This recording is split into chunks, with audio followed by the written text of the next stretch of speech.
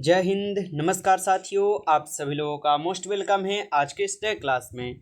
साथियों, आज के इस क्लास में हम सभी लोग पढ़ने वाले हैं एसएससी एमटीएस के एग्ज़ाम के लिए मोस्ट इम्पॉर्टेंट क्वेश्चन को, जो कि साथियों आपके एसएससी एमटीएस के एग्ज़ाम के लिए काफ़ी ही इम्पोर्टेंट है। तो आप सभी लोग जो इस क्लास को बिल्कुल अच्छी तरीके से लास्ट तक देखिएगा, जिससे कि आप जो इन सभी क्वेश्चन को अच्छे से याद कर पाएंगे और आप सभी लोग अपने एग्जाम में जो है सभी क्वेश्चन को आसानी तरीके से बना पाएंगे। तो चलिए साथियों, क्लास को स्टार्ट करते हैं।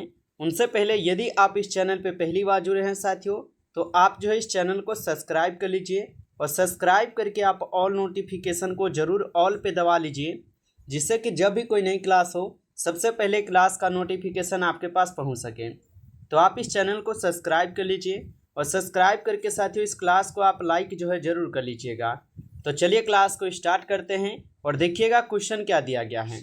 क्वेश्चन दिया गया है साथियों कि इनमें से कौन भारतीय संसद का हिस्सा नहीं है।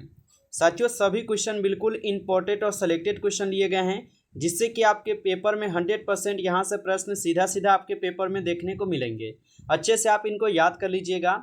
बताइए कि इनमें से कौन भारतीय संसद का हिस्सा नहीं है। तो साथियों, इस क्वेश्चन का आप लोग सही जवाब जो है ऑप्शन यहाँ पे सी कीजिएगा, विधान परिषद, जो क्या है तो ये भारतीय संसद का हिस्सा नहीं है।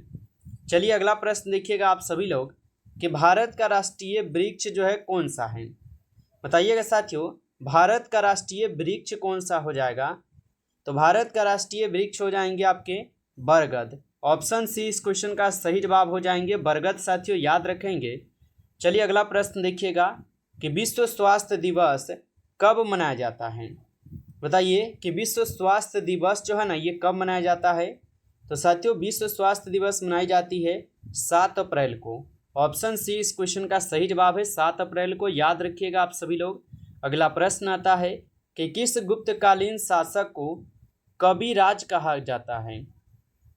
बताइए कि किस गुप्तकालीन शासक को कविराज जो है ना कहा गया है। तो साथियों याद रखिएगा समुद्रगुप्त को कहे गए हैं। ऑप्शन सी इस क्वेश्चन का सही जवाब है समुद्रगुप्त। अगला प्रश्न देखिएगा कि संस्कृत नाटक नागानंद की रचना किस शासक द्वारा की गई थी। तो संस्कृत नाटक नागानंद की रचना जो है ये किस शासक के द्वारा की गई थी। तो साथियों हर्षवर्धन के द्वारा की गई थी। ऑप्शन बी इस क्वेश्चन का सही जवाब है हर्षवर्धन के द्वारा। चलिए अगला प्रश्न देखिएगा आप सभी लोग। क्वेश्चन है कि किसके शासनकाल में हैनसोंग भारत आया था। बताइएगा साथियों कि किसके शासनकाल में हैनसोंग भारत आए थे। तो हैनसोंग जो है ये हर्षवर्धन के शासनकाल में भारत आए थे। तो ऑप्शन बी इस क्वेश्चन का सही जवाब है हर्षवर्धन के शासनकाल में। याद रखेंगे। अगला प्रश्न है साथियों कि साखी शब्द रमेनी किस ग्रंथ के भाग है। तो साखी शब्द रमेनी किस ग्रंथ के भाग हो जाएंगे साथियों। तो याद रखिएगा ये आपके बीजक के हो जाएंगे। ऑप्शन बी यहाँ पे आपका सही जवाब है बीजक के हो जाएंगे। चलिए अगला प्रश्न देखिएगा आप सभी लोग कि किस गवर्नर जनरल ने भारत में सती प्रथा का अंत किया था। साथियों काफ़ी वीवीआई और इम्पोर्टेंट क्वेश्चन है, इनको आप अच्छे से ज़रूर याद कर लीजिएगा, क्योंकि आपके पेपर में यहाँ से 100% साथियों प्रश्न सीधा सीधा देखने को मिलने वाले हैं। बताइए कि किस गवर्नर जनरल ने भारत में सती प्रथा का अंत किया था। तो साथियों लॉर्ड विलियम बेटी किए थे। ऑप्शन सी कीजिएगा सही जवाब। चलिए अगला प्रश्न देखिएगा, भारत में सिविल सर्विस का सूत्रपात निम्नलिखित में से किसने किया था। तो भारत में सिविल सर्विस का सूत्रपात निम्नलिखित में से किसने किया था। तो साथियों ये किए गए थे लॉर्ड कॉर्नवालिस के द्वारा। ऑप्शन बी यहाँ पे सही जवाब है लॉर्ड कॉर्नवालिस के द्वारा। चलिए आगे बढ़ते हैं और अगला क्वेश्चन देखिएगा आप सभी लोग कि मंगल पांडे ने 1857 के विद्रोह की पहली गोली चलाई थी। बताइएगा साथियों कि मंगल पांडे ने 1857 के विद्रोह के जो है पहली गोली चलाई थी, तो ये कहाँ पर चलाए थे। तो साथियों याद रखिएगा ये सबसे पहले चलाए थे बैरकपुर में। ऑप्शन यहाँ पे आपका ए जो इस क्वेश्चन का सही जवाब है बैरकपुर। याद रखिएगा आप सभी लोग। चलिए अगला प्रश्न देखिएगा कि नए भारत का पैगंबर किसे कहा जाता है। तो नए भारत का पैगंबर किसे कहा जाता है साथियों। तो नए भारत का पैगंबर कहे जाते हैं राजा राम मोहन राय को। ऑप्शन सी इस क्वेश्चन का सही जवाब है राजा राम मोहन राय को। चलिए अगला प्रश्न देखिएगा कि रामकृष्ण मिशन की स्थापना किसने की थी। बताइएगा साथियों कि रामकृष्ण मिशन की स्थापना किसने की थी। तो रामकृष्ण मिशन की स्थापना की गई थी विवेकानंद जी के द्वारा। ऑप्शन डी इस क्वेश्चन का सही जवाब होगा, विवेकानंद जी के द्वारा। चलिए अगला प्रश्न देखिएगा आप सभी लोग कि ब्रह्म समाज के संस्थापक कौन थे। तो ब्रह्म समाज के जो संस्थापक थे साथियों कौन थे। तो ब्रह्म समाज के संस्थापक हो जाएंगे आप लोग का यहाँ पे राजा राम मोहन राय। ऑप्शन यहाँ पे आप लोग का सी इस क्वेश्चन का सही जवाब होगा। अगला प्रश्न देखिएगा कि हड़प नीति किसने लागू की थी। बताइए साथियों हड़प नीति जो है किसने लागू की थी। तो हड़प नीति को लागू किए गए थे किसके द्वारा। तो ये लागू किए गए थे लॉर्ड डलहौजी के द्वारा। ऑप्शन सी इस क्वेश्चन का सही जवाब है, लॉर्ड डलहौजी के द्वारा। अगला प्रश्न देखिएगा आप सभी लोग कि अमीर खुसरो जिन्हें कव्वाली का पिता एवं भारत का तोता भी कहा जाता है, किसके दरबार में दरबारी कवि थे। ये बता दीजिएगा सभी लोग कि अमीर खुसरो जिन्हें कव्वाली का पिता एवं भारत का तोता भी कहा जाता है और ये किसके दरबार में दरबारी कवि थे। तो लगा दीजिएगा अलाउद्दीन खिलजी के दरबार के दरबारी कवि थे, ये याद रखेंगे आप सभी लोग। चलिए अगला प्रश्न देखिएगा आप सभी लोग। क्वेश्चन है दिल्ली में कुतुब मीनार दुनिया का सबसे ऊंचा ईंट का बना मीनार है और इनमें से किस राजा ने इसके निर्माण में योगदान जो है ना नहीं दिया था। बताइएगा सभी लोग कि दिल्ली में कुतुब मीनार दुनिया का सबसे ऊंचा ईंट का बना मीनार है, इनमें से कौन से राजा ने इसके निर्माण में योगदान नहीं दिया है। तो याद रखिएगा ये हो जाएंगे अलाउद्दीन खिलजी जो कि योगदान नहीं दिए थे। ऑप्शन सी सही जवाब होगा। अगला प्रश्न देखिएगा साथियों निम्नलिखित में से किस सम्राट के शासनकाल में भारत का पहला मुद्रा रुपया मुद्रित हुआ था। साथियों अभी तक आप जो इस क्लास को लाइक नहीं किए होंगे तो आप इस क्लास को जो एक बार ज़्यादा से ज़्यादा लाइक कर लीजिएगा और चैनल पे पहली बार यदि आप जुड़े हैं तो आप इस चैनल को भी सब्सक्राइब करके ऑल नोटिफिकेशन को आप दबा लीजिए, क्योंकि साथियों आपके एसएससी एमटीएस के एग्जाम के लिए जो यहाँ पे बिल्कुल इंपॉर्टेंट और सिलेक्टेड क्वेश्चन आपको डेली करवाए जाते हैं, जिससे कि आपके पेपर में यहाँ से 100% साथियों क्वेश्चन देखने को मिलेंगे। तो आप चैनल पे पहली बार जुड़े होंगे तो सब्सक्राइब कर लीजिएगा। साथ ही साथ आप जो इस चैनल को सब्सक्राइब करके और पीडीएफ के लिए आप लोग जो है हमें कमेंट में बता दीजिएगा, ठीक है। अगर आपको पीडीएफ चाहिए क्लास का तो आप ज़रूर बताइएगा ताकि रिवीजन के लिए पीडीएफ आपको मिल सके, ठीक है। तो ज़रूर बताइएगा कमेंट में। यहाँ पे क्वेश्चन पूछा है कि निम्नलिखित में से किस सम्राट के शासनकाल में भारत का पहला रुपया मुद्रित हुआ था। तो आप लगा दीजिएगा शेरशाह सूरी के शासनकाल में। ऑप्शन सी आपका सही जवाब है। चलिए आगे देखिएगा क्वेश्चन है कि कालिंदी डैश नदी का दूसरा नाम है। बताइए कालिंदी जो है डैश नदी का दूसरा नाम है। तो कालिंदी जो है ना ये आपके यमुना नदी का ही दूसरा नाम है। ऑप्शन सी सही जवाब है, यमुना नदी का दूसरा नाम। अगला प्रश्न देखिएगा क्वेश्चन है संविधान को एक पवित्र दस्तावेज किसने कहा है। तो संविधान को एक पवित्र दस्तावेज किसने कहा था साथियों। तो डॉक्टर भीमराव अंबेडकर जी जो संविधान को एक पवित्र दस्तावेज जो है ना कहे थे। ऑप्शन ए आपका सही जवाब है, इस क्वेश्चन का याद रखिएगा।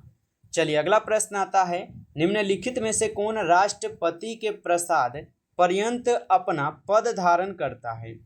बताइएगा निम्नलिखित में से कौन राष्ट्रपति के प्रसाद पर्यंत अपना पद धारण करता है। तो साथियों याद रखिएगा ये हो जाएंगे भारत का महान्यवादी। ऑप्शन बी आपका सही जवाब है, भारत के महान्यवादी। आगे प्रश्न है कि भारत के प्रथम उप प्रधानमंत्री कौन थे। बताइएगा साथियों कि भारत के प्रथम उप प्रधानमंत्री कौन हो जाएंगे। तो भारत के प्रथम उप प्रधानमंत्री हो जाएंगे आपके सरदार वल्लभ भाई पटेल जी। ऑप्शन डी इस क्वेश्चन का सही जवाब है, सरदार वल्लभ भाई पटेल हो जाएंगे। चलिए अगला प्रश्न देखिएगा आप सभी लोग। क्वेश्चन है कि लोक लेखा समिति में कितने सदस्य हैं।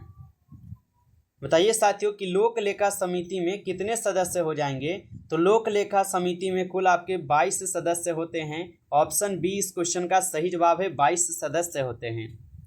चलिए अगला प्रश्न देखिएगा आप सभी लोग कि लोक लेखा समिति में लोकसभा एवं राज्यसभा के क्रमशः कितने सदस्य होते हैं। तो यहाँ पे आपसे क्वेश्चन पूछ दिया गया है कि लोक लेखा समिति में लोकसभा एवं राज्यसभा में क्रमशः कितने सदस्य होते हैं।